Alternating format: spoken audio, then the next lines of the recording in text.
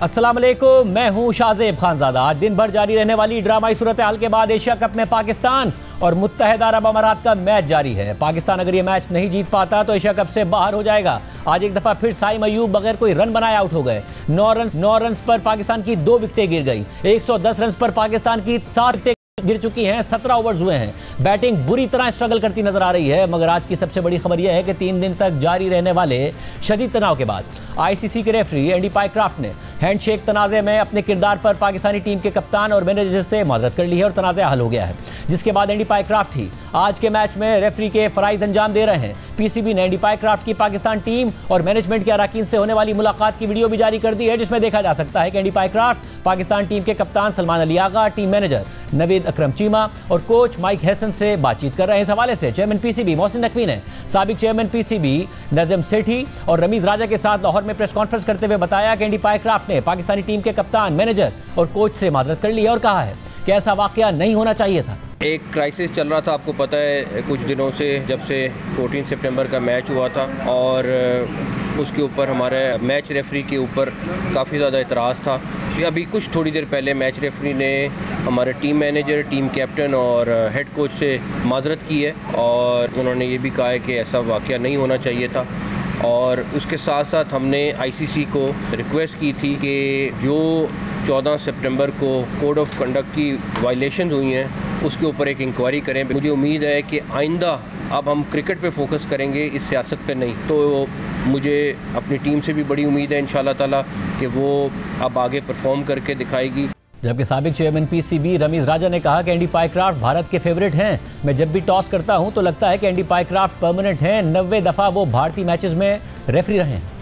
ये एक फतह है इस लिहाज से कि एक क्रिटिकल सिचुएशन बन गई थी। देखें, इमोशंस हाई रन कर रहे थे और मुझे खुशी ये है कि एक जज्बाती फ़ैसला उस तरह से नहीं किया जिससे कि क्रिकेट जो है वो डैमेज होती है। मेरा अंदाज़ा ये था कि एंडी पाइक्राफ्ट जो है ना, वो ख़ास जब भी कोई भारतीय मैच होता है तो उनके वो फेवरेट हैं, क्योंकि मैं जितने भी टॉस करता हूँ तो मुझे लगता है कि एंडी पाइक्राफ्ट एक परमानेंट फिक्सर है वहाँ पे वो। सो अभी हम स्टेटिस्टिकल बात कर रहे थे, 90 दफ़ा रेफरी रहे हैं वो। 90 टाइम्स इंडिया के मैच में वो मैच रेफरी रहे हैं। सो ये जो है ना, मेरे लिए ये एक बहुत ही एक ब्लेटेंट किस्म की चीज़ है, क्योंकि मुझे ये आइडिया था कि बहुत दफ़ा रहे हैं, बट ये तो बहुत ही ज़्यादा वन साइडेड मुझे चीज़ लगती है और ये चीज़ ऐसी नहीं आनी चाहिए सामने, क्योंकि ये एक न्यूट्रल प्लेटफॉर्म है और इसी वजह से जो है आप इस तरह से रेफरीज़ हैं और मैच ऑफिशल्स आते हैं। बट ये मुझे ऐसे लगता था कि हर दफ़ा इनको वहाँ पर लगाया जाता है। सारे ड्रामे के बाद अब मैच जारी है। पाकिस्तान स्ट्रगल कर रहा है। 18 ओवर्स में 118 रन पर 7 आउट हैं।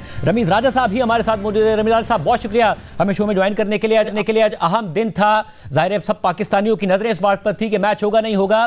2 हवाले से बात हो रही है। एक ये कि क्या पाकिस्तानी बोर्ड को इतनी एक्सट्रीम पोजीशन लेनी चाहिए थी जिससे बाद में आखिर पाकिस्तान को मैच खेलना पड़ा। आप किस तरह देख रहे हैं इस पूरी सूरत हाल को, क्योंकि आप मीटिंग में भी मौजूद थे? एक एक्सट्रीम पोजीशन बन गई थी बिकॉज इमोशंस रॉ थे और जो किस्से कहानी भारत और पाकिस्तान की होती है उसके बाद जो इस तरह की पॉलिटिकल स्टेटमेंट जो हुई है, चले हैंडशेक का मुझे इतना कोई प्रॉब्लम नहीं था, मैं आपसे फ्रैंकली बताऊं, बिकॉज वो उनका एक करना धरना था। सो उनको तो वैसे ही इसका बैकलैश मिल रहा था। पाकिस्तान को तो एक क्रूज कंट्रोल पे चले जाना चाहिए था कि एक थोड़ा सा इमोशंस को काबू में रख के। बट एनीवे, आई थिंक जो उसके बाद हुआ है मैच प्रेजेंटेशन पे, वो मेरे लिए ज्यादा एक तरह से एक प्रॉब्लमैटिक एरिया था, क्योंकि फिर वो there is no end to it. कल को उठ के जो है अगर आप मैच जीतते हैं तो कुछ भी फिर आप पॉलिटिकल स्टेटमेंट दे सकते हैं। सो वो किसके पैरामीटर में आती है, उसका कौन, उस एडिटोरियल का कंट्रोल करने वाला कौन है? क्या वो मैच रेफरी है, क्या वो ऑर्गेनाइजेशन एसीसी है, आईसीसी है? इसका मुझे आइडिया नहीं था, बट मुझे ऐसे लगता है कि ये रेफरी की डोमेन में आती है ऐसी चीज, और ऐसी चीज नहीं होनी चाहिए थी। और इसीलिए जो है आई थिंक पाकिस्तान को जो चाहिए था वो उनको हासिल इन दी एंड हो ही गया, एक माजरत और इसके बाद इंक्वायरी। और फिर क्रिकेट जो है ना, मैं तो ब्लैक एंड व्हाइट में चीजें देखता हूँ, मैं ग्रे एरियाज में नहीं देखता। और मेरे लिए जो है ना, ये पाकिस्तान की क्रिकेट और पाकिस्तान की क्रिकेट टीम की परफॉर्मेंस वो पैरामाउंट है और हमें उसी के ऊपर कॉन्सेंट्रेट करना है कि इस टीम को ग्रेट कैसे बनाना है। और सब परफॉर्मेंस पर आने से पहले, क्योंकि मैच भी हो रहा है, उससे पहले जरा आप मामलात को देखते ही हैं करीब से, एज अ चेयरमैन भी देखा, वैसे भी आप क्रिकेट से मामला देख रहे हैं, जो भारत का इन्फ्लुएंस है उसके बाद आपको लगता है कि जो आप ये बात कह रहे हैं कि ये प्रेसिडेंट ना बन जाए और आगे इसी तरीके की चीजें ना हो रही हों, ये कुछ कार्रवाई होगी जो कुछ सूर्या कुमार यादव ने कह दिया उसके बाद? देखिए, वो कह तो रहे हैं, मेरे ख्याल से ईमेल भी इनको मौसूल हुई है क्रिकेट बोर्ड को, उसी के बाद फिर ये मैच शुरू हुआ। सो करना चाहिए, मुझे तो लगता है for the sake of the game. छोड़ दें आपके इंडिया है और पावरफुल पोजीशन में है, क्योंकि आप एक गलत प्रेसिडेंट सेट कर रहे हैं। और जो पाकिस्तान उसके बाद मैच खेल रहा है आज, ज़ाहिर जिस तरीके से हम भारत से हारे और फिर जो यूएई के साथ भी हमारी परफॉर्मेंस है, बैटिंग तो मुकम्मल तौर पर नाकाम होती नजर आ रही है, इस टीम का क्या किया जाए? ये मुझे कुछ आइडिया नहीं है खानज़ादा, ये सदैव, इसलिए कि ये इनको कई जगहों के ऊपर काम करना है। ये जो रिफ्लेक्शन है ना, मैंने बात भी की थी वहाँ पे मीटिंग में, कि ये रिफ्लेक्शन है of what is happening lower tier 2 पे, टीयर 3 के ऊपर नीचे जो चीजें हैं ना, ये रिफ्लेक्शन उस चीज का है। और फिर उसके बाद आपकी बॉडी लैंग्वेज इंप्रूव होनी है, reading of the game, situation, क्या हिट मारनी है, क्या बॉल करना है, ये एक मैसिव एक्सरसाइज है। और फिर ये जो हम कह देते हैं ना, वर्क इन प्रोग्रेस है। एक स्ट्रैटेजी बनाते हैं, उसके बाद सडनली रियलाइज करते हैं कि नहीं ये ठीक नहीं है, अब हमें स्ट्राइक रेट पे कंसंट्रेट करना है। स्ट्राइक रेट पे जब फेल होते हैं उसके बाद कहते हैं नहीं अब हमें इन प्लेयर्स को वापस लेके आना है। तो वो जो एक कंसिस्टेंसी होती है ना आपकी, जो टीम, आपने देखे ना, आपने टैलेंट को आइडेंटिफाई करना है, उनके साथ फिर आपने उनको मौका देना है। अभी क्या है, स्ट्रैटेजी भी आपकी जो है वो अजीब व गरीब सी हो गई है। इतने ज्यादा ऑलराउंडर्स खेलते हैं। देखिए, मैं उस एरा में और उन कप्तानों के नीचे खेला हूं जहां मैंने दोनों ये चीजें देखी हैं। मियांदाद को शौक था ऑलराउंडर्स का और इमरान खान को शौक था स्पेशलिस्ट का। और मैं ये समझता हूं कि इसमें दोनों की एक तरह से रेंज आप होती है, मगर स्पेशलिस्ट इस टीम में बहुत कम है, बैटिंग में खास तौर पे। तो आपको फिर ये थोड़ा सा आपको रीसेट करना है कि इसको करना क्या आगे जाके, क्योंकि जो माइक हैसन है ना, ये न्यूजीलैंड के कोच रहे हैं। न्यूजीलैंड ट्रेडिशनली ऑलराउंडर्स को प्रेफर करती रही है, क्योंकि उनकी, और वो ऑलराउंडर्स पाए के हैं। हमारे यहाँ ऑलराउंडर्स जो है ना वो स्ट्रगल कर रहे हैं, आप देख ही रहे हैं। क्योंकि अगर इतना बड़ा ये स्ट्रैटेजी चेंज हुई है तो इसके रिजल्ट मिलने चाहिए। और ये एक बहुत बड़ा एक लिटमस टेस्ट होता है आपका, जब आप इस तरह के टूर्नामेंट में जाते हैं, जब अच्छी टीम से खेलते हैं, फिर आपको पता चलता है कि कितना गल्फ और गैप है आप में और एक अच्छी टीम में।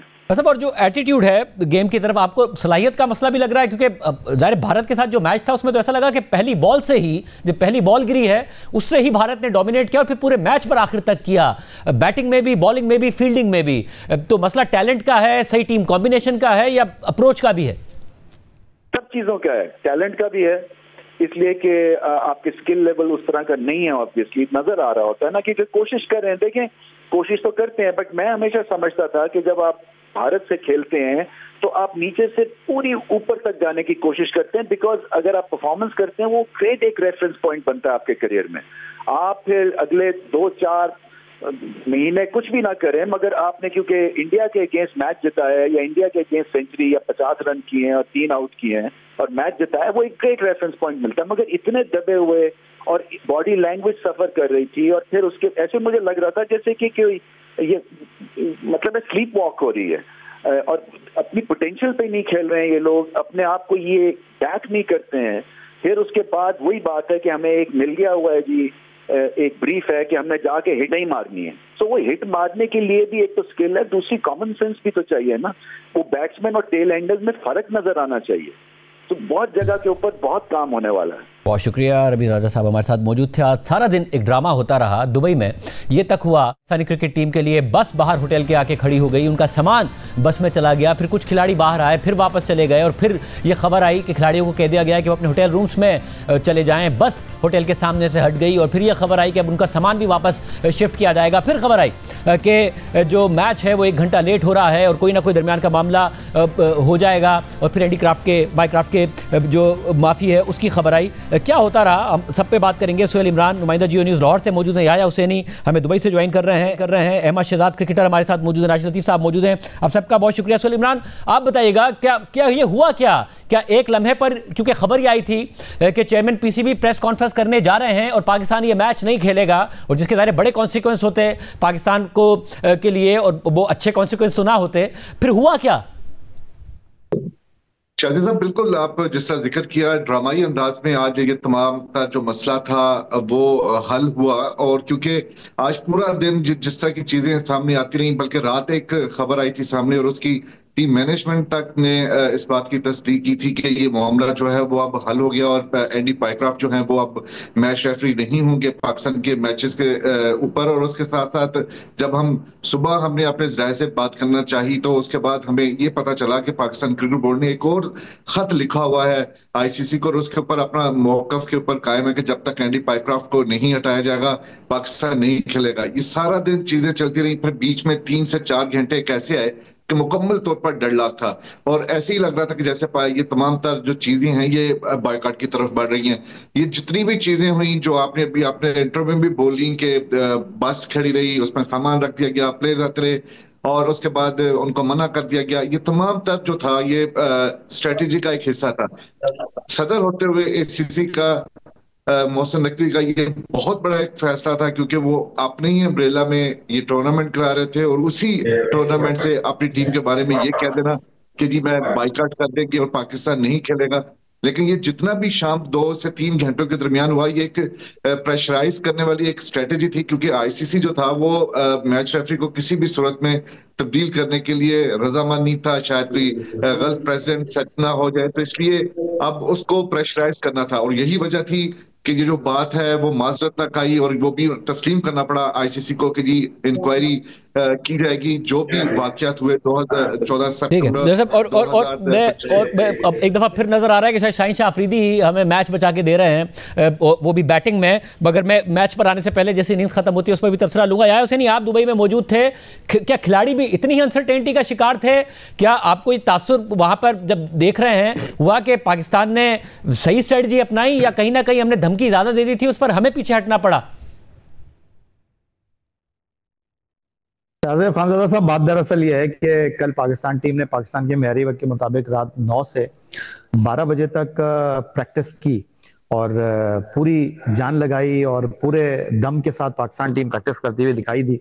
सुबह एक तासुर ये था कि इंटरनेशनल क्रिकेट काउंसिल जो है वो पाकिस्तान के तहफ़्फ़ुज़ात को कम करके और रिची रिचर्डसन जो कि सर हैं वेस्ट इंडीज के साबिक टेस्ट कैप्टन हैं, उनको इस मैच में डिप्यूट करेगी एज ए मैच रेफरी।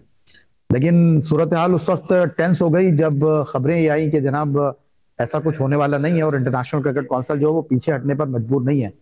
तो आज जो ड्रामा हुआ उसमें सस्पेंस भी था, उसमें थ्रिल भी था और बिल्कुल आपने वजह फरमाया कि हर लम्हे सूरत हाल बदलती रही।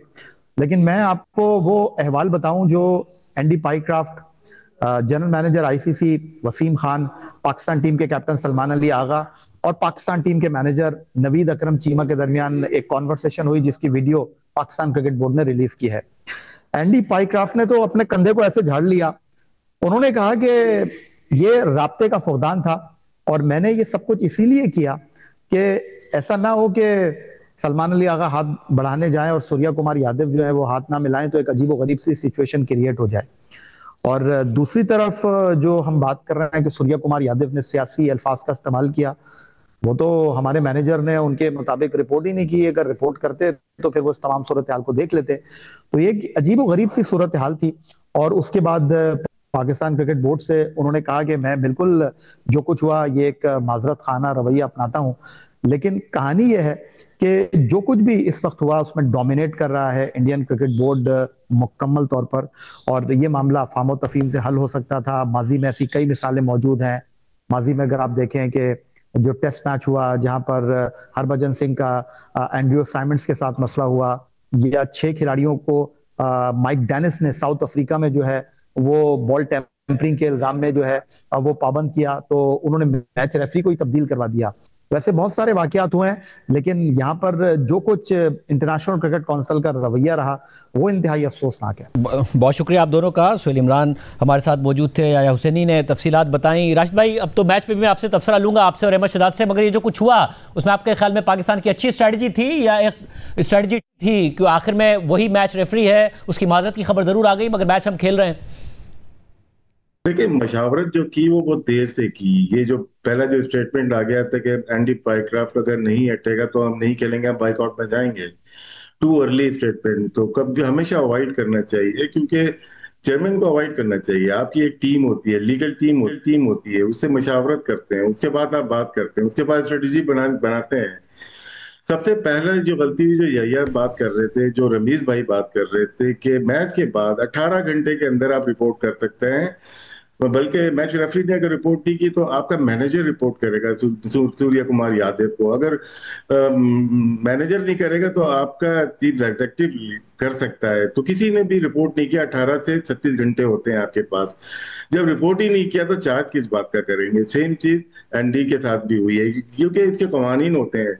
आईसीसी के बहुत ज्यादा कवानीन है, जिसमें आप क्लोथिंग के अलग हैं, आपके डिसिप्लिन के अलग हैं, आपके एंटी डोपिंग के अलग हैं, आपके एंटी करप्शन के अलग हैं, आपके प्लेइंग कंडीशन अलग है, सबको पढ़ना होता है।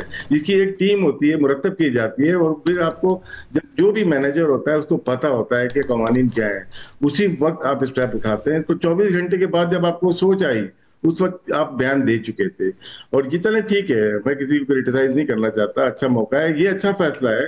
क्योंकि सुबह ही मुझे, ये मेरी पर्सनल जाती चीजें मैं बताना चाहूंगा, सुबह 9:30 बजे मुझे इस्लामाबाद से एक हाई प्रोफाइल ने फोन किया था कि अगर हम नहीं जाते तो क्या सस्पेंशन है। तो हमने उनको आगाह किया, सस्पेंशन में आपको 12 से 16 से 22 मिलियन डॉलर का खर्चा हो सकता है, और फिर आपको लिटिगेशन में जाना होगा। आपको अपना चैनल भी एसीसी को फाइन कर सकता है कि हमें हमारे पैसे वापस दिए जाएं। एसीसी को करता है, एसीसी आईसीसी को करता है, आर्टिफिशियल में जाना पड़ता। आपको बहुत सारे मसाइल थे। बहुत बेहतर। मैं क्योंकि पाकिस्तान ने 140 रन बनाए, मैं अहमद शहजाद आप बताइएगा, पाकिस्तान बड़े नुकसान से बच गया, एक्सट्रीम पोजीशन ली थी, एक वे आउट निकल आया, अच्छा हुआ, या आपके ख्याल में इतनी एक्सट्रीम पोजीशन नहीं लेनी चाहिए थी हमें?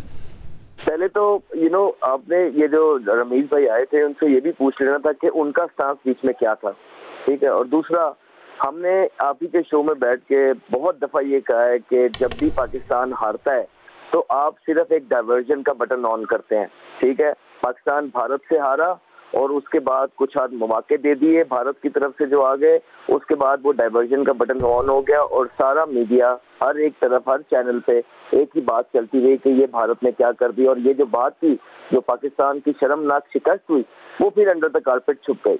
उससे पहले देखिए कि बिल्कुल ठीक फरमाया जा रहा है कि जब किसी चीज पे कॉन्फिडेंस ना हो कप्तान, फॉर एग्जाम्पल लीडर है एक अंदर, तो सारी कप्तानी वो खुद कर रहा होता है, लेकिन उसके बाद जब वो कोई ब्लंडर कर देता है ना, तो उसको जब डर पड़ जाता है कि अब क्या होगा, फिर वो मशावरत अपने सीनियर प्लेयर्स की तरफ भी जाता है, फिर वो जाके पूछता है। तो जब ये 2-3 लोगों के पास जाके मीटिंग करने का समय आ गया था, हमने वो पिक्चर्स देखी तो हमें पता लग गया था कि श्योरिटी नहीं है, कॉन्सिक्वेंसेस का पता नहीं है। तो जब कॉन्सिक्वेंसेस का पता नहीं है तो कोई बयान भी नहीं देने चाहिए। तो अब इससे तो यही लग रहा है कि ये तो सारा जो था ये प्री प्लान था कि यार यूं कर लेंगे। वो फिर होता पता है क्या है कि दुनिया भर में आपकी जगरसाई होती है कि यार आप बातें तो बहुत बड़ी कर देते हैं, लेकिन जब उस पर स्टिक रहने का टाइम आता है तो आप पीछे हट जाते हैं। तो ये पूरी दुनिया ये देख रही है और सुन रही है कि पाकिस्तान ने कहा था कि अगर ये सेम रेफरी होगा तो हम बॉयकॉट कर देंगे। ऐसा तो नहीं हुआ, माजरत तो पहले ही माजरत कह देनी थी कि हाँ भाई हमसे माजरत कर ले। तो सर ये सारी चीजें इसी तरह चलती हैं और इसी तरह चलती रहेंगी। हाँ, मैं ये जरूर इस बात पे कहना चाहूंगा, क्योंकि हम बहुत बड़े क्रिटिक रहे हैं मोहसिन नकवी साहब के भी, लेकिन वो मैं देखता हूँ कि वो कुछ करना चाहते हैं पाकिस्तान के लिए, पाकिस्तान की प्रेस्टीज के लिए, उसकी रिस्पेक्ट के लिए, जो खोई भी बकाया है उसको वापस करने के लिए। दो चीजें उनके आड़े सामने आ जाती हैं। एक कि वो इस फर्टर्निटी से नहीं है, उनको क्रिकेट के बारे में ज्यादा नहीं पता। दो, जो बहुत इंपॉर्टेंट है, जो उनके आसपास वाले लोग हैं उनको भी नहीं पता। तो यहाँ पे आके जो है ना, उनकी नीयत पे बिल्कुल शक नहीं है मोहसिन नकवी साहब की। मेरा मानना है कि वो करना चाहते हैं, लेकिन उनके पास इतने रिसोर्सेज मौजूद नहीं है जो उन्हें राइट। और अब मैच की तरफ आते हुए राशिद भाई, आज फिर फखर जमान तो चले, 36 बॉलों पे 50 रन उन्होंने बनाए, मगर साइम अयूब फिर 0 पर आउट हो गए। सलमान अली आगा 27 बॉलों पर 20 रन बनाकर आउट हो गए। फिर शाहीन शाह आफरीदी ने 14 बॉलों पर 29 रन बनाए हैं, तो हम 146 रन बनाने में कामयाब हुए हैं। इतनी मुश्किलात के बाद ये मैच होना और उसमें पाकिस्तान का बुरी तरह स्ट्रगल करना और एक वक्त में ये खदशा पैदा हो जाना, जो कि जाहिर अभी भी है, उम्मीद करते हैं कि पाकिस्तान जीते, कि पाकिस्तान कहीं हार ना जाए। ये टीम क्या कर रही है? नहीं, आज की परफॉर्मेंस अच्छी नहीं है, लेकिन ज्यादा ब्लेम नहीं दूंगा क्योंकि 48 आवर ये टेंशन में रहे हैं। फिर भी 20 रन कम है, ये मैच जीत सकते हैं, जीतना भी चाहिए पाकिस्तान को। लेकिन परफॉर्मेंस अभी से अच्छी नहीं है। हम लोग हाई स्कोरिंग गेम नहीं खेल रहे। पिचेज ऐसी हैं या हमारे पास बैट्समैन सिर्फ मार रहे हैं, उनके पास कन्वेंशनल शॉट नहीं है, एक ही शॉट मारते हैं मिड विकेट पे या आप स्ट्रेट मारने की कोशिश करते हैं। एक दफा गलती हमने नहीं की, हम थ्रू आउट गलतियां कर रहे हैं, लेकिन हमारी दुआ ही होगी आज के लिए कि पाकिस्तान क्वालिफाई करना चाहिए, वरना जैसे अहमद शहजाद बात कर रहे हैं हम लोग वैसे ही फंसे हुए हैं पूरी तरह से क्रिकेटिंग वर्ल्ड में, और अगर यहाँ से हार के हम वापिस होते हैं ये हमारे लिए बड़ी शर्मिंदगी का मुकाम होगा। इसलिए हम तो अभी दुआ ही कर रहे हैं कि पाकिस्तान इन 146 पे भी एक अच्छे तरीके से जीते और आगे मैच हो इंडिया से, और इंडिया से पाकिस्तान मैच जीते, और ये बहुत जरूरी है पाकिस्तान क्रिकेट के लिए और पूरी नेशन के लिए। और अच्छा आप बताइएगा परफॉर्मेंस के ऊपर, जाहिर है आज हारिस रऊफ भी हैं, कुछ उम्मीद की जाए बॉलिंग में पाकिस्तान इस टोटल को डिफेंड कर लेगा? बैटिंग ने फिर स्ट्रगल किया है। उम्मीद से पहले मेरे ख्याल से पहले नमाज पढ़ के दुआ कर ली जाए, तो यही कुछ हालात रहे हैं पाकिस्तान के। देखिए कि कितनी सपोर्ट करें, ये मतलब मोरलेस ऑलमोस्ट सेम टीम खेलती है, 2-3 प्लेयर आपके बाहर होते हैं, जब वो खेल रहे होते हैं तब भी ये परफॉर्मेंस, जब नए लड़कों को लेके आए तब भी यही परफॉर्मेंस। अब साइम अयूब को देखें, वो ऑलमोस्ट 45 T20 गेम्स खेल गया है और उसकी कोई 20 की एवरेज है। आप मुझे बता दें कि आप भी इसी पाकिस्तान मुल्क में रहते हैं, आपने देखा है कभी किसी को इतना बनाने की कोशिश की जाए? ये तभी होता है कि जब पता हो कि पीछे कोई नहीं है। तो भाई ये जो है आपके पास, उनका कैलिबर भी यही है, पीछे भी कोई नहीं है। यही बात से हम आगाह करते आ रहे थे, यही वजह थे कि रिटायरमेंट दे के हमने बाहर आना पसंद किया और लोगों को इस बात से आगाह करना पसंद किया कि नहीं, अंदर रह के शायद हम इतना डिफरेंस ना क्रिएट कर पाए, लेकिन जो चीजें छुपाई नहीं है, जो छुपी है, जो मंजरे आम पे नहीं है और सोशल मीडिया पे सब अच्छे की आवाज लगा के, डाइवर्जन का बटन ऑन करके सब अच्छे की आवाज लगा दी जाती है, ये नहीं है। रियलिटी ये है कि शाहजेब भाई आपकी पाकिस्तान की क्रिकेट बहुत नीचे चली गई है, और ये जो लड़के हैं, ये फॉर एग्जांपल ये आपके पास लास्ट लॉट है, इसके बाद इससे पीछे भी कुछ नहीं है। अब वो उन लोगों से पूछा जाए जिन लोगों ने लोगों के जो है ना लड़कों के अच्छे टैलेंटेड प्लेयर से करियर खाए, राज भाई अगर हम आज जीत जाते हैं, फिर संडे को हमें फिर भारत से खेलना है, जो भारत की एक सॉलिड टीम नजर आती है। T20 में फिर भी एक लक का फैक्टर होता है, मगर मैं क्योंकि जो रमीज भाई से भी बात कर रहा था, आपसे भी पहले बात हुई थी कि पाकिस्तानी टीम तो पहली बॉल से, जब भारत के खिलाफ पहली बॉल से आखिर तक कहीं पे भी ऐसा नहीं लगा कि हमने डोमिनेट किया हो। तो इस टीम के साथ कोई उम्मीद की जाए कि अगर आज हम जीत जाते हैं, अगला मैच खेलते हैं, तो कम से कम हमें ही सुकून मिले कि जो भी कंट्रोवर्सी हुई उसके बाद हमने भारत को हराया? देखिए जीतना जरूरी है, वो हर पाकिस्तानी का एक सोचने का तरीका है, और मेरा भी यही है, क्योंकि बहुत ज्यादा प्रॉब्लम हुई है कंट्रोवर्सी से। लेकिन T20 गेम ऐसा है कि इंडिविजुअल प्लेयर भी परफॉर्मेंस दे सकता है। जैसे शाहीन अफरीदी अगर नीचे से हिटिंग कर रहा है, वो 1-2 प्लेयर ऐसे हैं जो कि पावर प्ले या मिडिल ओवर में अच्छी बैटिंग करें, 170-180 रन कर सकते हैं, क्यों नहीं कर सकते। बॉलिंग में हमारे पास सारे स्पिनर्स मौजूद हैं, पहले चैंपियन ट्रॉफी में हमारे पास स्पिनर नहीं थे, अभी तो अच्छे हैं। साइम अयूब खुद 3 आउट कर रहा है, तो जीत सकते हैं, ऐसा नहीं है। लेकिन एज ए टीम हम सही से नहीं खेल पा रहे, हो सकता है इंडिविजुअल परफॉर्मेंस हमें जितवा दें। और आप बताइएगा, उम्मीद की जाए कि यहाँ से कोई टर्न अराउंड हो जाए, आज का मैच पाकिस्तान जीते, फिर भारत के खिलाफ जीत जाए? नहीं, मेरा तो दिल कहता है कि इंशाल्लाह होगा यही। जिस सिचुएशन में हम आ रहे हैं ये आना नहीं चाहिए, लेकिन इंशाल्लाह आज का मैच भी हम जीतेंगे और उसके बाद अगला मैच जो है ना भारत को भी हम मारेंगे इंशाल्लाह, ये मेरा दिल कहता है। हाँ जी, there is lot to learn.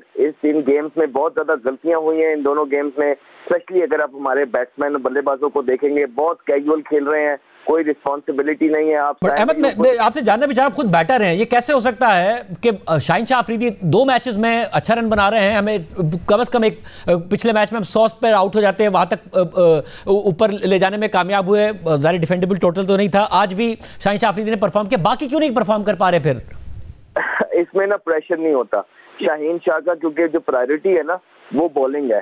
तो जब आप बॉलर हैं और आपको थोड़ा बहुत बैट स्विंग करना आता है ना, तो आप बगैर प्रेशर के खेलते हैं। अदरवाइज जो बल्लेबाज है ना उन पे प्रेशर मौजूद है, और यही अगर आप शाहीन की बॉलिंग देखेंगे तो वहां पे वो अंडर प्रेशर नजर आते हैं, बिकॉज उनको पता है कि मेरे से एक्सपेक्टेशंस हैं, वहां से उनसे परफॉर्मेंस नहीं हो रही है।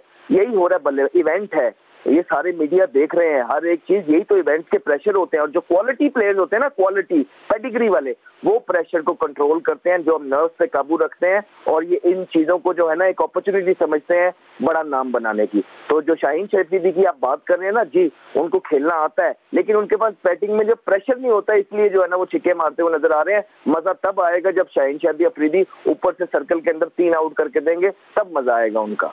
राजा आप बताइएगा, ये ऐसे प्लेयर्स जो परफॉर्म कर सके, कॉम्बिनेशन हम बदलें या यही है अब और ये परफॉर्म करेंगे, थोड़ा सा इनको टाइम दिया जाए? फ्रांस से रन नहीं हो रहा तो हारिस को आप ट्राई कर सकते हो ओपन, वो कर सकता है, या तो फखर जमान को। आपके यहाँ प्लेयर ओपनर मौजूद हैं।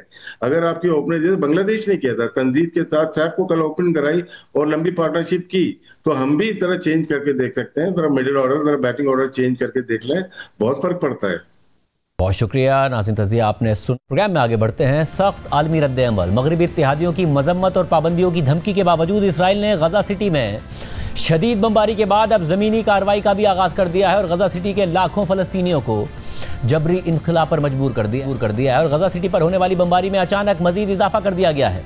लगातार धमाकों से एक साथ दर्जनों घरों को तबाह किया जा रहा है और अब इस कार्रवाई में टैंक्स और लड़ाका तैयारों के साथ कश्तियां भी शामिल कर दी गई हैं। सुबह से अब तक पूरे गजा में दर्जनों फलस्तीनी शहीद हो चुके हैं, जबकि आलमी सतह पर इसराइली इक़दामात की मजम्मत में इजाफा हो रहा है। फ्रांस और चीन ने इसराइली कार्रवाइयों की सख्त मजम्मत की है, जबकि यूरोपीय कमीशन ने इसराइल के साथ एसोसिएशन मुआहदे के तिजारती हिस्सों को मुअत्तल करने की तजवीज़ दे दी है। इस सारी सूरत हाल में इस वक्त इसराइल गजा सिटी पर पूरी शिद्दत से बमबारी कर रहा है, जहां कहत का ऐलान किया जा चुका है। अल जजीरा के मुताबिक इन हमलों का मकसद ये मालूम होता है कि शहरियों को वहां से निकलने पर मजबूर किया जाए ताकि इस शहर को तबाह किया जा सके, जिससे हमास के खिलाफ लड़ाई आसान हो जाए और नेतन्याहू इसराइली अवाम के सामने किसी तरह की फतह दिखा सकें। और इसराइली हिकमत अमली फिलहाल कामयाब भी होती दिखाई दे रही है और लाखों फलस्तीनी ना चाहते हुए गजा सिटी को छोड़ने पर मजबूर हैं। गजा सिटी में इसराइली फौजी कार्रवाइयों के बायस हज़ारों ख़ानदान नकल मकानी पर मजबूर हैं, लेकिन भारी अखराजात और ख़तरात उनके लिए सबसे बड़ी रुकावट बन गए हैं। इस हवाले से BBC ने इसी तरह के हालात से गुजरने वाले 2 फ़लस्तीनी ख़वातीन से बात की है। BBC की इस रिपोर्ट के मुताबिक हज़ारों ख़ानदान गजा सिटी से निकलने और कोई महफूज मकाम ढूंढने की कोशिश कर रहे हैं, क्योंकि इसराइली फ़ौज की जानिब से गजा सिटी पर कब्जे के लिए ज़मीनी कार्रवाइयाँ शुरू कर दी गई हैं।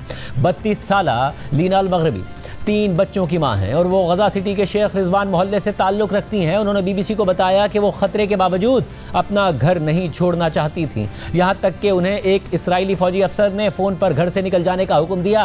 लीना ने मज़ीद बताया कि उन्होंने नकल मकानी और एक खेमे के अखराजात पूरे करने के लिए ना चाहते हुए भी अपना जेवर बेच दिया। खान यूनुस पहुँचने में उन्हें 10 घंटे लगे और उन्होंने सवारी के लिए 3500 शेकल अदा किए। इस सफ़र के दौरान गाड़ियों और गधा गाड़ियों की एक ना ख़त्म होने वाली लंबी कतार थी। लीना की तरह 38 साला नेवियन इमादुद्दीन, जो 5 बच्चों की मां हैं, उन्होंने BBC को बताया कि वो अपनी और बच्चों की जान बचाने के लिए गजा सिटी से जनूब की जानिब उस वक्त भागने पर मजबूर हो गई कि जब इसराइली जंगी तैयारों ने उनके मोहल्ले और इलाके भर में इनखला के ऐलान की पर्चियां गिराईं। नेवियन ने मजीद बताया कि वो अपना फर्नीचर साथ नहीं ले जा सकी, क्योंकि वो बड़े ट्रक का किराया बर्दाश्त नहीं कर सकती थी। सब कुछ पीछे छोड़ जाना उनकी ज़िंदगी का सबसे मुश्किल फ़ैसला था। नकल मकानी पर आने वाला खर्च ज़्यादातर गजा सिटी के रहने वालों की पहुंच से दूर है। रिहायशियों का कहना है कि अब एक छोटे ट्रक का किराया तकरीबन 3000 शेकल है, जो कि 2.5 लाख रुपए से ज़ायद बनते हैं, जबकि 5 अफराद के लिए खेमा तकरीबन 4000 शेकल में फ़रोख्त हो रहा है, जो कि तकरीबन 3,40,000 रुपए तक बनते हैं। लेकिन क्योंकि ज़्यादातर ख़ानदान जंग के आगाज़ से आमदनी से महरूम है, इसलिए अक्सर कई किलोमीटर पैदल चलने या ख़तरात के बावजूद अपने घरों में रहने पर मजबूर हो गए हैं। इस सारी सूरत हाल में इसराइल पर आलमी दबाव में इजाफा हो रहा है और उसके मगरबी इत्तेहादी अब खुलकर ना सिर्फ इसराइली इक़दामात की मुखालफत कर रहे हैं, बल्कि अब उसके खिलाफ इक़दामात भी ले रहे हैं। जहाँ एक तरफ इस माह के आखिर में होने वाले अक़वाम मुत्तहिदा की जनरल असम्बली के इजलास में फ्रांस, बरतानिया, कनाडा, ऑस्ट्रेलिया और बेल्जियम जैसे ममालिक फ़लस्तीनी रियासत को तस्लीम करने जा रहे हैं, वहीं अब यूरोपीय कमीशन ने भी इसराइल से तिजारत से मुताल्लिक अहम तजवीज़ दे दी है। अल जज़ीरा के मुताबिक यूरोपीय यूनियन के मरकज़ी इदारे यूरोपीय कमीशन ने एक तवील अरसे से मुतवक्के और ताख़ीर का शिकार तजवीज़ पेश कर दी है, जिसके तहत यूरोपीय यूनियन और इसराइल के दरमियान एसोसिएशन मुआहदे की कुछ तिजारती दफ़ात को मुअत्तल किया जाएगा। ये कदम इसराइल की गजा पर जंग के रद्द अमल में उठाया गया है। यूरोपीय यूनियन की खारजा पॉलिसी की सरबराह काया कैलिस ने रुकन ममालिक पर जोर दिया कि वो कुछ इसराइली मसनूआत पर टैरिस बढ़ा दें और हमास के 10 रहनुमाओं समेत इसराइली सेटलर्स और इसराइली काबीना के 2 दाएं बाजू के वुज़रा बिन गुवेर और बेज़लेल स्मोट्रिच पर पाबंदियां लगाई जाएं। यूरोपीय कमीशन ने यह भी कहा है कि सिविल सोसाइटी के अलावा इसराइल के साथ 2 तरफा ताउन को भी रोका जा रहा है। इस हवाले से जारी कमीशन के बयान में कहा गया है कि तजावीज़ इसराइल के एसोसिएशन मुआहदे के आर्टिकल 2 पर अमलदारी के जायजे के बाद सामने आई हैं, जिससे पता चला कि इसराइली हुकूमत के इक़दामात इंसानी हुकूक और जमहूरी उसूलों के एहतराम से मुताल्लिक बुनियादी अनासिर की खिलाफ वर्जी हैं, जिसकी वजह से यूरोपीय यूनियन को मुआहदा एक तरफा तौर पर मुअत्तल करने का हक हासिल है। प्रोग्राम में ब्रेक शामिल करते हैं, मज़ीद आपको बात करेंगे।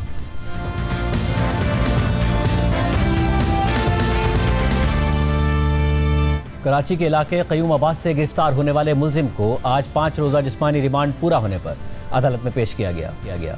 मुलजिम शब्बीर अहमद वल्द मोहम्मद शफीक पर 100 से ज़ायद बच्चों और बच्चियों के साथ बदफेली और उनकी वीडियोस बनाने का इल्ज़ाम है। मुलजिम के खिलाफ अब तक 6 मुकदमात थाना डिफेंस में दर्ज हो चुके हैं, जिनमें 5 मुकदमात रेप की दफ़ात के तहत दर्ज किए गए हैं और 1 मुकदमा सिंध रेजिडेंशियल एक्ट के तहत दर्ज किया गया है। आज मुलजिम को जुडिशल मजिस्ट्रेट जनूबी की अदालत में पेश किया गया। नुमाइंदा जियो न्यूज़ अमीन अनवर के मुताबिक मुलजिम शब्बीर को 6 मुकदमात में अदालत में पेश किया गया और अदालत ने मुलजिम के 3 रोज़ा जिस्मानी रिमांड की तौसीह कर दी है, जबकि अदालत ने आइंदा समाअत पर पेशरफ्त रिपोर्ट तलब कर ली है। पुलिस ने बदफेली का शिकार बच्चियों को भी अदालत में पेश किया और मुतासरा बच्चियों ने मुलजिम को इहाता अदालत में थप्पड़ मारे। इसके अलावा नुमाइंदा जियो न्यूज़ अमीन अनवर ने बताया कि सहाफ़ियों ने मुलजिम से सवालात भी। इसके अलावा मुलजिम की रिमांड रिपोर्ट में लिखा गया है कि दौरान रिमांड गिरफ्तार मुलजिम को निहायत हिकमत अमली से इंटेरोगेट किया गया, जिसने दौरान इंटेरोगेशन अपने जुर्म का एतराफ़ किया और इंकशाफ किया। रिपोर्ट के मुताबिक मुलजिम ने जिन बच्चियों के साथ बदफेली की उनकी निशानदही कराने में टाल मटोल से काम लेता है और बार बार बयान तब्दील करता है। रिपोर्ट में पुलिस ने इस्तदा की है कि मुलजिम को मुकदमे में मजीद इंटेरोगेट करना है। मुलजिम ने दीगर जिन बच्चियों के साथ बदफेली की है उनकी निशानदही करानी है। अहम बात यह है कि पुलिस ने मुलजिम का रिमांड 29 सितंबर तक के लिए मांगा था, मगर अदालत ने 3 दिन के लिए मुलजिम का मजीद जिस्मानी रिमांड मंजूर किया है। पुलिस के मुताबिक मुलजिम को अहले खाना की शिकायत पर गिरफ्तार किया गया था और मुलजिम 2016 से बच्चों से बदफेली करके वीडियोस बनाता था। पुलिस ने अपनी इंटेरोगेशन रिपोर्ट में बताया था कि 2011 में मुलजिम कराची आया था, 2016 में मुलजिम क़यूमाबाद मुंतकिल हुआ और शरबत का ठेला लगाया। मुलजिम 2016 से कम उम्र बच्चे और बच्चियों से बदफेली कर रहा है। रिपोर्ट में मजीद बताया गया है कि मुलजिम 5 से 12 साल तक के बच्चों को निशाना बनाता रहा। मुलजिम ठेले पर आने वाले बच्चों को इनाम का लालच देकर ऊपर घर में ले जाता था। पुलिस की इंटेरोगेशन रिपोर्ट में मजीद लिखा था कि मुलजिम ने इंकिशाफ किया है कि वो छोटी उम्र 5 से 12 साल तक की लड़कियों और लड़कों के साथ बदफेली करते हुए उनकी वीडियोस बनाता था। इंटेरोगेशन रिपोर्ट के मुताबिक मुलजिम पकड़े जाने से पहले तकरीबन 100 बच्चे और बच्चियों के साथ बदफेली के जुर्म का इर्तिकाब कर चुका है और मुलजिम ने इंकिशाफ किया है कि उसके पास वीडियोस उसके मोबाइल फ़ोन और USB में महफूज हैं। इस केस के हवाले से बात करेंगे आज कमरा अदालत में क्या हुआ। हमारे साथ मौजूद हैं नुमाइंदा जियो न्यूज़ अमीन अनवर। अमीन अनवर, बहुत शुक्रिया। अमीन, आप अदालत में मौजूद थे, क्या कार्रवाई हुई? जी बिल्कुल, आज जुडिशल मजिस्ट्रेट जनूबी की अदालत में मुलजिम शब्बीर अहमद को पेश किया गया, जहां केस के तफ्तीशी अफसर ने अदालत से ये इस्तदा की कि मुलजिम के जिस्मानी रिमांड में तौसीह की जाए, क्योंकि जो मुतासरा बच्ची हैं 2 बहनों समेत 4 मुतासरा बच्चियों को आज अदालत में पेश किया गया था, जिनके मुलजिम की मौजूदगी में 164 के बयानात रिकॉर्ड कराने की इस्तदा की गई और उसके साथ साथ मज़ीद जो मुतासरा बच्चियाँ हैं उनकी निशानदही करनी है। उसके साथ साथ मुतासरा बच्चियों के मेडिकल कराने का कहा तफ्तीशी अफसर ने। तो अदालत ने मुलजिम के जिस्मानी रिमांड में 3 रोज़ की तौसीह की है और आइंदा समाअत पर जो है वो पेशरफ्त रिपोर्ट तलब की है। तफ्तीशी अफसर का मजीद कहना था कि मुलजिम ने दौरान इन्वेस्टिगेशन अपने जुर्म का एतराफ़ किया है, ताहम मजीद जो मुतासरा बच्चियाँ हैं उनकी निशानदही के लिए टाल मटोल से काम ले रहा है, लिहाजा मुलजिम से मजीद तफ्तीश करनी है। जबकि मुतासरा बच्चियों के ज़ाब्ता फ़ौजदारी की सेक्शन 164 के तहत बयानात कलम बंद कराने हैं ताकि इन बयानात को महफूज किया जा सके। 2 बहनों समेत 4 आज मुतासरा बच्चियाँ आता अदालत में मौजूद थी, जिन्होंने मुलजिम को देखते ही उसे थप्पड़ मारे। ना सिर्फ मुतासरा बच्चियों ने बल्कि वहाँ पे मौजूद वकला और दीगर अफराद जो आता अदालत में मौजूद थे उन्होंने भी मुलजिम को थप्पड़ मारे, जिसके बाद पुलिस ने जो है वो अपने हसार में ले लिया मुलजिम को और जिसके बाद पुलिस मुलजिम को वहाँ से लेकर थाने रवाना हो गई है। और 6 मुकदमात में आज मुलजिम को पेश किया गया था, जिसमें रेप की सेक्शन है, उसके साथ साथ बदफेली की सेक्शन भी है और 1 मुकदमा किराएदारी एक्ट के तहत डिफेंस थाने में दर्ज किया गया है और मुतासरा बच्चों के वालिदैन की मुद्दत में ये मुकदमा डिफेंस थाने में दर्ज किए गए हैं। और क्या साफियों ने सवालात भी किए मुलजिम से? जी बिल्कुल, इतनी बड़ी तादाद में जो वीडियोस बरामद हुई हैं, जैसा कि पुलिस ने अपनी इन्वेस्टिगेशन रिपोर्ट में दावा किया है, तो सहाफ़ियों ने मुलजिम से ये सवालात किए कि वो इन वीडियोस का क्या करता था और किस लिए बनाता था, इसका मकसद क्या था, जिस पर मुलजिम ने कहा कि वो ये वीडियोस अपने लिए बनाता था और बाद में इन वीडियोस को जो है वो देखता था और उसका मकसद यही था इस वीडियोस को बनाने का इतनी बड़ी तादाद में। ताहम सहाफ़ियों को इतने ज़्यादा सवालात नहीं करने दिए गए पुलिस की तरफ से और मुलजिम से दूर रखा गया, जिसके जैसा कि पहले ही मुलजिम को थप्पड़ मारे गए थे मुतासरा बच्चों और वकला और दीगर अफराद की जानिब से, तो मुलजिम को पुलिस जो है वो अपने हिसार में लेगी और उसके बाद मुलजिम को वहाँ से मज़ीद इन्वेस्टिगेशन के लिए थाने मुंतकिल कर दिया गया है और अब मुलजिम से मज़ीद तफ्तीश होगी। मुतासरा बच्चियों के भी पुलिस ने कहा है कि DNA कराने हैं, मुलजिम के भी DNA के लिए नमूने ले लिए गए हैं और मज़ीद इन्वेस्टिगेशन अभी जारी है इस केस में। अब देखते हैं कि इन्वेस्टिगेशन आइंदा समात पर जो है वो अदालत को इस केस की पेशरफ्त रिपोर्ट में क्या बताते हैं। और क्या पुलिस ये कह रही है कि मुलजिम एतराफ़ जुर्म भी कर रहा है मगर साथ में टाल मटोल भी कर रहा है? जी बिल्कुल, पुलिस ने अपनी रिमांड रिपोर्ट में ये बताया है कि मुलजिम ने दौरान इन्वेस्टिगेशन अपने जुर्म का एतराफ़ किया है, लेकिन आपको पता है कि पुलिस कस्टडी में दिए गए एतराफ़ी बयान की कोई हैसियत नहीं होती जब तक मुलजिम अदालत के सामने अपने जुर्म का एतराफ़ नहीं करता है। ताहम ATA की सेक्शंस अगर इसमें होती तो इस बात में वज़न होता, ताहम पुलिस कस्टडी में दिए गए बयान की को कानून की नज़र में इतनी अहमियत नहीं दी जाती क्योंकि बाद में मुलजिम अदालत में आके मुकर जाता है। जब तक मुलजिम का ज़ाब्ता फौजदारी की सेक्शन 164 के तहत एतराफ़ी बयान ना रिकॉर्ड कर लिया जाए, क्योंकि ये केस जो है ये एक ओपन एंड शट केस है जिसमें मुलजिम को वीडियोज़ में बासानी शनाख्त किया जा सकता है। ये एक वीडियो नहीं है बल्कि सैकड़ों की तादाद में 100 से ऊपर वीडियोज़ जो हैं वो बरामद हुई हैं, ना सिर्फ USB से जो मुलजिम के घर से मिली है और मुलजिम के मोबाइल फ़ोन से भी वीडियोज़ मिली हैं।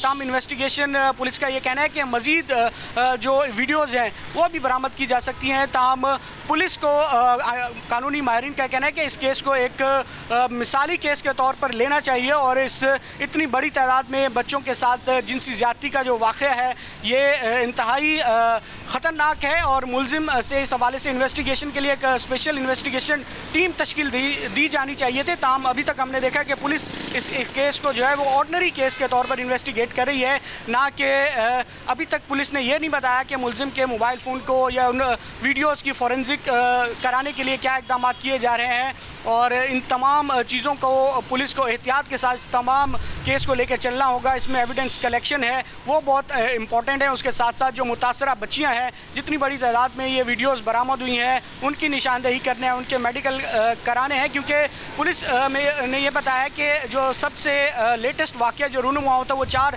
सितंबर को मुलजिम ने मुबैना तौर पर एक बच्ची को ज़्यादती का निशाना बनाया था, जिसके बाद 11 सितंबर को मुलजिम को अहले इलाका की निशानदेही पर गिरफ्तार किया गया है। एक बच्ची जैसा कि बताया जा रहा है कि मुलजिम ने जिससे ज़्यादती की थी वो बच्ची मुलजिम के घर से वो USB लेकर आई थी और मोहल्ले की एक दुकान पर वो USB लेके गई कुछ गाने वगैरह या ड्रामे डाउनलोड करवाने के लिए। तो जैसे ही दुकानदार ने वो USB अपने कंप्यूटर सिस्टम में लगाई तो सैकड़ों की तादाद में वीडियोस जो है वो बरामद हुई। उसके बाद उस दुकानदार ने इस मुलजिम को पहचाना कि ये इसी गली का रिहायशी है, जिसके बाद बात अहले मोहल्ला तक पहुंची और अहले मोहल्ला ने मुलजिम को पकड़ा, उस पर तशद्दुद किया, उसके बाद पुलिस को आगाह किया गया इस हवाले से। उसके बाद हमने देखा कि मुतासरीन भी सामने आने लगे और मुलजिम के खिलाफ 6 मुकदमात की जो रिपोर्ट है वो अदालत में पेश की गई और एक मुकदमा किराएदारी एक्ट के तहत दर्ज किया गया और मुलजिम अब 3 रोज़ा जिस्मानी रिमांड पर पुलिस की तहवील में है और अब इन्वेस्टिगेशन में क्या पेशरफ्त होती है वो आइंदा समात पर अदालत को आगाह किया जाएगा। बहुत शुक्रिया अमीन अनवर। तफसीलात प्रोग्राम में आगे बढ़ते हैं। इस्लामाबाद हाई कोर्ट के चीफ जस्टिस सरफराज डोगर की सरबराही में 2 रुकनी बेंच ने कल अपनी ही अदालत के जज जस्टिस तारिक महमूद जहांगीरी को उनके खिलाफ जाली डिग्री रेफरेंस का फैसला आने तक अदालती काम से रोक दिया और आज इस समात का तहरीरी हुक्मनामा जारी कर दिया है, मगर इस फैसले पर शदीद तनकीद हो रही है। आज इस्लामाबाद की वकला तंजीमों की हड़ताल थी जिसके तहत अदालती कार्रवाइयों का बायकॉट किया गया। वकला तंजीमों का मौक़िफ़ है कि सुप्रीम जुडिशल काउंसिल के अलावा कोई भी फोरम किसी जज को काम से नहीं रोक सकता और ना ही जज की अहलियत, सलाहियत और कंडक्ट का जायजा ले सकता है। जस्टिस तारिक महमूद जहांगीरी को से रोकने के हवाले से कल की समात के आज जारी होने वाले तहरीरी हुक्मनामे में लिखा है कि ऑफिस ने इस दरख्वास्त पर कुछ एतराज़ात उठाए हैं, ताहम अदालत की राय है कि ये एतराज़ात केस के हतमी फैसले के वक्त जुडिशल साइट पर देखे जाएंगे। इसलिए हिदायत की जाती है कि इस दरख्वास्त और इससे जुड़े दीगर मामलात को नंबर देकर आज ही समात के लिए मुकर्रर किया जाए। हुक्मनामे में मजीद लिखा है कि आइन के आर्टिकल 199 की झेली शिकों के तहत जवाब दहिंदा नंबर 1 यानी जस्टिस तारिक महमूद जहांगीरी के खिलाफ को वारंटों की दरख्वास्त दायर की गई है,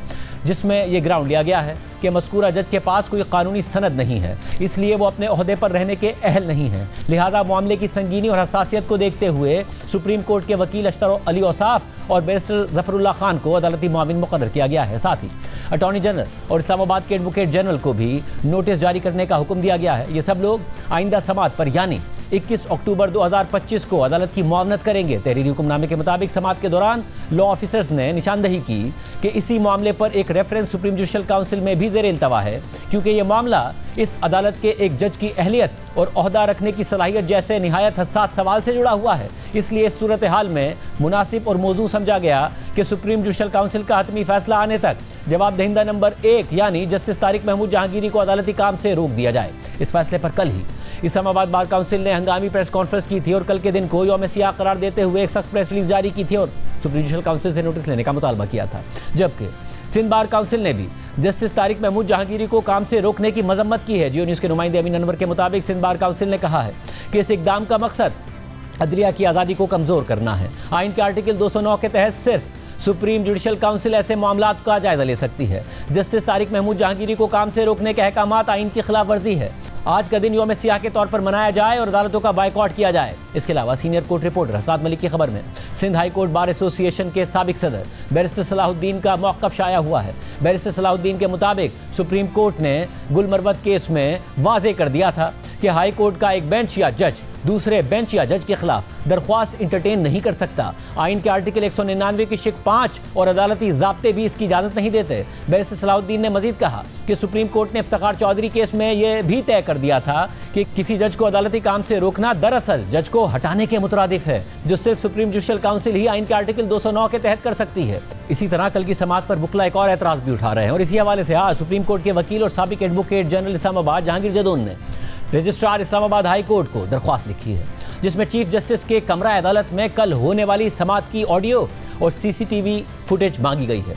जहांगीर जदून ने दरख्वास्त में मौक़िफ़ इख्तियार किया है कि मीडिया पर वसी पैमाने पर गर्दिश करने वाली रिपोर्ट्स के मुताबिक चीफ जस्टिस ने समात के दौरान कहा था कि अभी कोई फैसला नहीं किया जा रहा है और सब वकला को सुना जाएगा, लेकिन बाद में एक हुक्म जारी हो गया जिसके तहत जस्टिस तारिक महमूद जहांगीरी को सुप्रीम जुडिशल काउंसिल में ज़ेर इल्तवा कार्रवाई के तनाजुर में अपने अदालती फ़राइज़ अंजाम देने से ही रोक दिया गया। समात के दौरान कही गई बात और बाद में जारी होने वाले हुक्म के दरमियान ये अचानक तब्दीली बार के तमाम मेंबर्स जो ऑफिसर्स ऑफ द कोर्ट भी हैं उनके लिए एक संजीदा मामला है। इसीलिए ये बहुत अहम है कि कोर्ट रूम नंबर 1 में कल दोपहर 1 बजे के बाद की समात की ऑडियो और वीडियो फुटेज ना सिर्फ महफूज की जाए बल्कि इसकी एक नकल भी फराहम की जाए। लिहाजा मैं दरख्वास्त करता हूं कि इस समात की मुकम्मल ऑडियो और वीडियो रिकॉर्डिंग अदालत के रिकॉर्ड में महफूज की जाए। इस रिकॉर्डिंग की एक कॉपी इस दरख्वास्त के साथ दी गई USB पर मुझे फराहम की जाए। आज के प्रोग्राम में इतना है, इजाज़त दीजिए, अल्लाह हाफ़िज़।